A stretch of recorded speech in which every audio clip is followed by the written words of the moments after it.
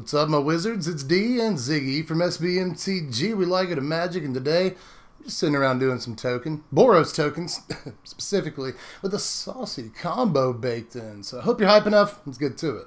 Well, the scariest card in the deck is, without a doubt, the Visit. Would you mind getting inside the oven to clean it?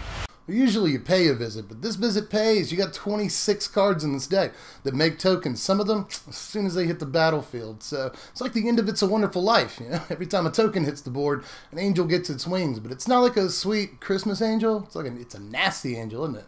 And yeah, you gotta wait until like turn 5 for it to actually come down. Takes a while, but it gives us this really, really good late game that just turbocharges like half of the cards in the deck. A divine plan. But I promised you a combo, and this one's pretty wombo. We're playing 4 copies of Tilonalli Summoner in the deck. I will occasionally refer to this by various Final Fantasy summoner names, so if you don't know what I'm talking about, go play some classic Final Fantasy and thank me later. But anyway, Yuna's really, really good once you actually get an attack step in with her. This might not actually be the best turn 2 play ever, I'll give you that much, kid, but at the same time, if you get it down after you have a visitation and it goes unanswered, you've pretty much won that game. You want to get away? You're getting like too fat to just like roll over and get away like you want to. To be fair though, I guess you could say the same thing about me, but anyway, back to Rydia here. And I actually think Rydia is a good comparison. Really low hit points, fairly susceptible to removal, but she has the potential to have the highest damage output on your entire team.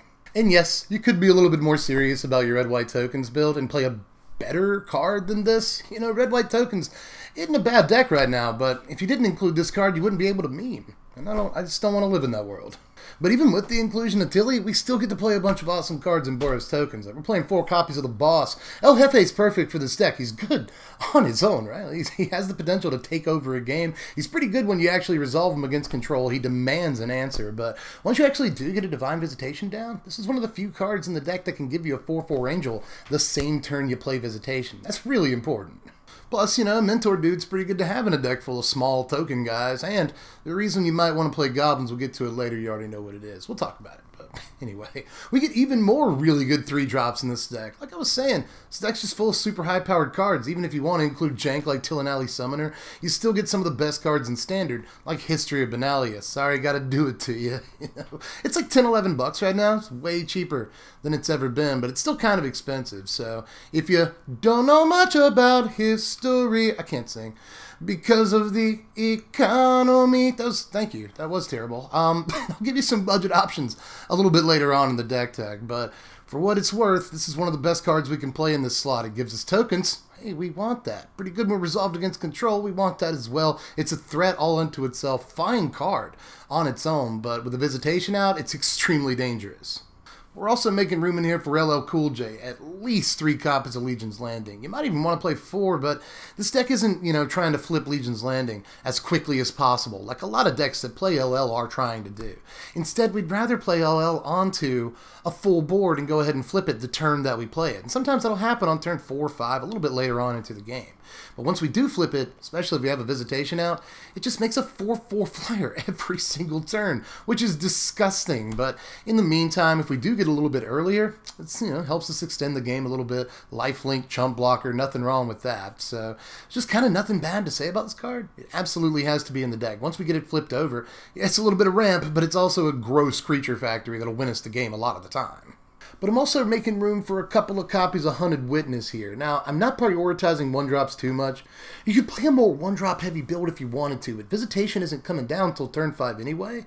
And so this deck is more of a mid-range or long game deck than it really is an aggro deck. So I don't want to say you'd be wasting slots on 1-drops. It's all up to you, but I would much rather draw a 2, 3, or 4-drop on turn 6 to follow up a visitation than I would, say, a Hunted Witness.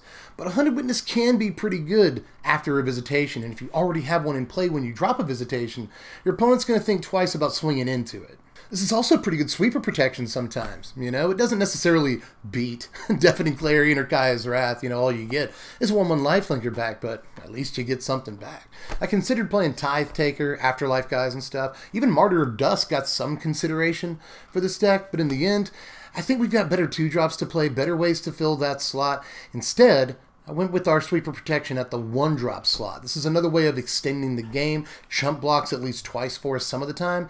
That's where we want to be. We want to get to turn 4 or 5 in the first place so we can set up our plan. Hunted Witness does that when it comes down early, but still pays off late. Now, I said I'm not playing Tithe Taker or Martyr of Dusk or anything, so what other 2-drop creatures are we playing? Well, I decided to go with Goblin Instigator in this slot. Like I said, there's a reason that I'm playing some goblins in this deck. It doesn't have to be too much of a consideration, but it's a nice little edge interaction, so I'll take it. But the number one reason I'm playing this card is because if we have a Visitation down, this immediately gives us a 4/4 Angel as soon as we play it. And we can't say that about stuff like Tithe Taker or Martyr of Dusk. You know, I like to go ahead and cash in on my Angel. I don't want to pay my visit and then do like more work to get Angels. So we play a visit, next turn follow up with Instigator, should be easy enough. That's an immediate Angel, and that means an awful lot in this deck when compared to sort of afterlife-y cards. I want to go ahead and get my Angel, son. But in the early game, this goes ahead and puts 2 blockers on the battlefield to, again, extend the game for you. So it's okay in the early game, but it's also amazing after you get a visit. I think this is my 2-drop of choice, but I understand the arguments for other cards. We're also playing a copy of Siege Gang Commander. There it is. Probably called it earlier. We got to go Commando in this deck, even if we're just playing 1 copy. And I honestly think you could boost it to 2, but I don't want to play too many 5-drops. You know, we're kind of bound into playing 4 copies of Visitation in the deck because it's kind of the premier card. It's why we're building the deck in the first place. So I don't want to just like jam in 6 or 7 5-drops. That said, again, I think you might be able to get away with a 2nd copy, and it'd be worth it. You know, if you follow up a Visitation with a Siege Gang, you get 3 4/4 flyers. You're putting, what, 14 power onto the battlefield all at the same time? That's that's nuts.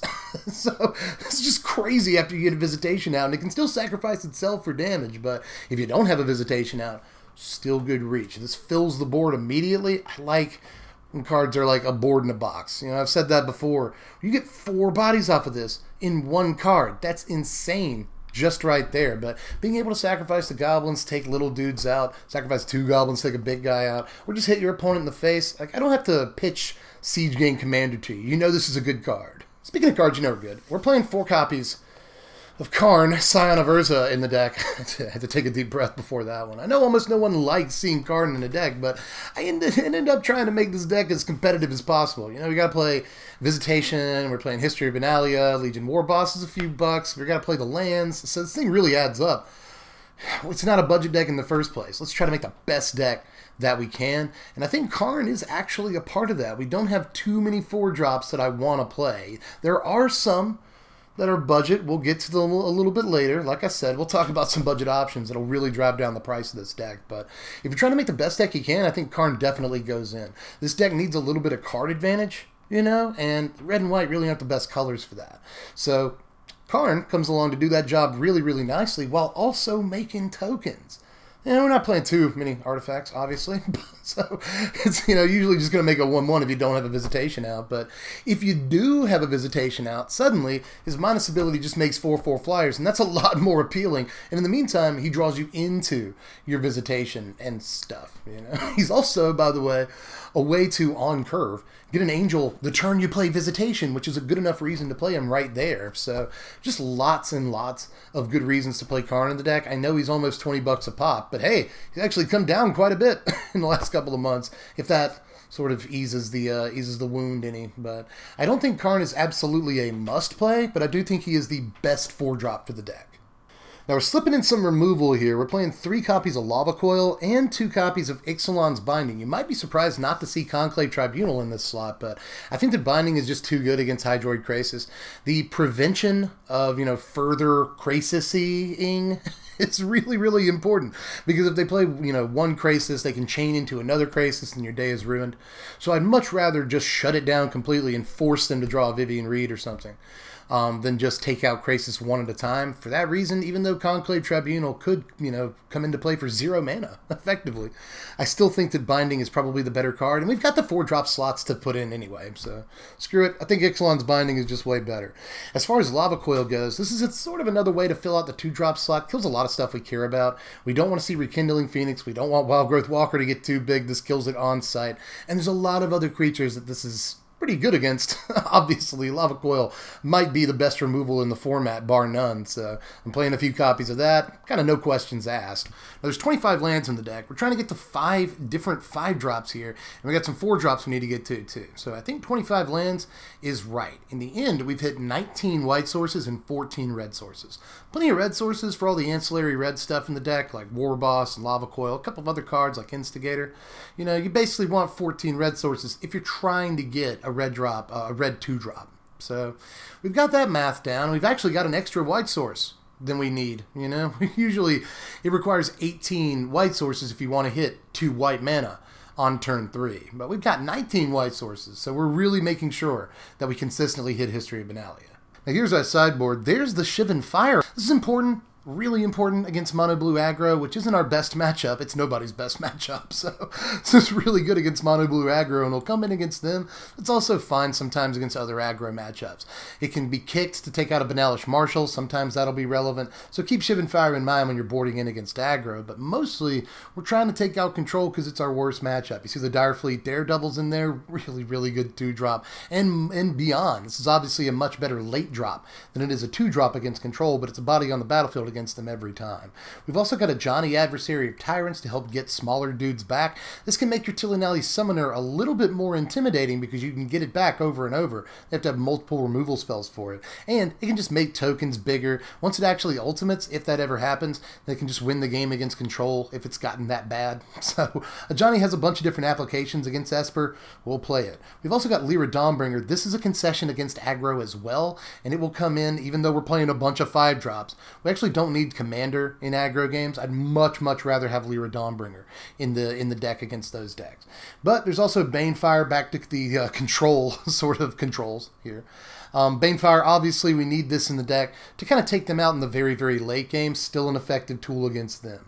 There's also Demystify. I was playing Invoke the Divine for a while, but this deck is a little bit mana hungry, especially in the early turns. And when it comes to taking out Wilderness Reclamations and Experimental Frenzies and all kinds of stuff right now, Demystify is actually a great choice for just 1 mana. We actually don't really need to take out too many artifacts, so why not just play Demystify instead of Invoke? But there's also 1 copy of Unbreakable Formation in there, kind of exciting to see. You see a lot of decks that play either Clarion or, more often, because we're seeing Esper a lot these days, you'll see things like Ritual of Soot and especially Kaya's Wrath. So this can be really, really good. It kind of sucks to hold up mana, but if you're sniffing out a sweeper and it's gonna kill you, an Unbreakable Formation can be the best card in the entire deck, and you might want to devote more sideboard slots to it depending on how much control you're seeing, because it's just insane against sweepers. But it's also not a bad late game tool against more mid-rangey decks. You know, if you're getting into board stalls against aggro and control, Unbreakable Formation can come in and break that board stall real quick on turn 12. But like I said, there are some budget considerations you could make for this deck that actually kind of don't make the deck lose that much. Like, instead of History of Benalia, you could always play Goblin Gathering, you know? This immediately gives you at least 2 4/4 Angels if you have a Visitation out, so it's kind of better than Benalia if you have a Visitation out. And even further copies will give you 3 Angels, 4 Angels, so I could actually see Goblin Gathering going in over History of Benalia. It's a little bit easier to play, too, for the man-up, so possibly, but I just think that History of Benalia is the much better card in a vacuum and still performs admirably in this deck, so I went with it. Instead of Karn, if you wanted a different 4-drop, you got a couple of options. You got Heroic Reinforcements, immediately comes to mind, especially if you were doing a build that prioritizes 1 and 2 drops a little bit more. Heroic Reinforcements is probably where you want to be, but you could also go with Leon and War Leader. I wouldn't be mad at you for playing the big cat. You know, this is a pretty sweet card too, and a great way to follow up Visitation and get 2 Angels on the next turn. So, I know you probably already commented War Leader. I got your back. Yes, that's a pretty good pick. As far as other expensive stuff, like, for instance, Lyra Dawnbringer, you might be able to swap that out in the sideboard with a card like a Johnny's Welcome and get away with it. We got a lot of tokens in this deck. I don't have to tell you, so we got a bunch of creatures coming into play. You can gain an easy, like, 10 life off of Johnny's Welcome in a game, and that's 2 Lyra swings, so it might actually be worth putting in and trying in the board instead. And here are your power rankings. You've been waiting on them. A final score of 67. Pretty high. And you can pull off some wins with this thing. If they don't draw a key removal, Tilonalli Summoner is going to rip them apart. And that is true, too, of the Simic decks in the format. You know, these Hydroid Krasis decks, Teamer Reclamation and such, that are a little bit low on removal. You'll find that you actually have a pretty decent matchup against them, even if they do, fire off a Krasis or something. You can still overwhelm them. Going wide, actually a really, really good strategy against them. So we do have game against some important decks in the format, but notice how many sideboard slots are dedicated to the Esper matchup. We do have some bad matchups as well. But the deck can definitely win. It's full of really, really powerful stuff that's good in a vacuum, good on their own, but once we actually get the synergy together, we get a visitation down, this deck's late game plan transforms into some baller plays, man. Like, you'd be surprised, dude, after a visitation, if you can actually make it to that point in the game and untap with the visitation out, nearly every single card in your deck is super dangerous at that point. So try this thing out is all I'm saying, man. Boros Tokens was kind of trying to be a deck for a while last season. I lost my background image. Oh no. But in any case, Boros Tokens was trying to be a deck last season, and it kind of made it, sort of a tier 2.5 strategy, but I think it's worth revisiting, even if you don't go with the Tilonalli Summoner build or even the Divine Visitation build. I think that Boros Tokens has a lot going for it right now, so give this thing a shot. Want you to try it out. Let me know how you feel about it. And if you want to do that, just click the first link in the description, go over to TCG Player. I don't have a little kitten right now, so I can be loud when I do my TCG plug. I think the kitten's upstairs sleeping with the wife. She's taking a nap. But I'm sorry you didn't get to see the kitten in this video. There will be more kitten, I promise. But in any case, I think that is it. So make sure you do all the YouTube stuff for me if you want to help a brother out. Just make sure you like the video. It takes no time at all. Improves my metrics, puts me in more recommended feeds, spreads the word. Please like the video if you got the time. Other things you can do if you got the time: subscribe if you haven't done it yet, hit the bell for notifications, throw $1 in the Patreon, and you can vote on what decks you want to see on the channel. How does that sound? $5 a month, get you a signed card. I got to send those out in the next couple of days, so if you're already a $5 patron, you get some cards in like the next week. So look forward to that. Same thing if you're a $10 patron. Not only will you get the cards, but you get your name in the credits. So yay to all of those things. Join the Patreon if you haven't done it yet. It would really help me out. So do all that stuff, and I guess I will catch you cats later. I've been Dev from the Place. Hope you enjoyed the video. If you did, do the YouTube stuff. Bye. Right? Thanks for watching, my wizards. Spread love and be kind.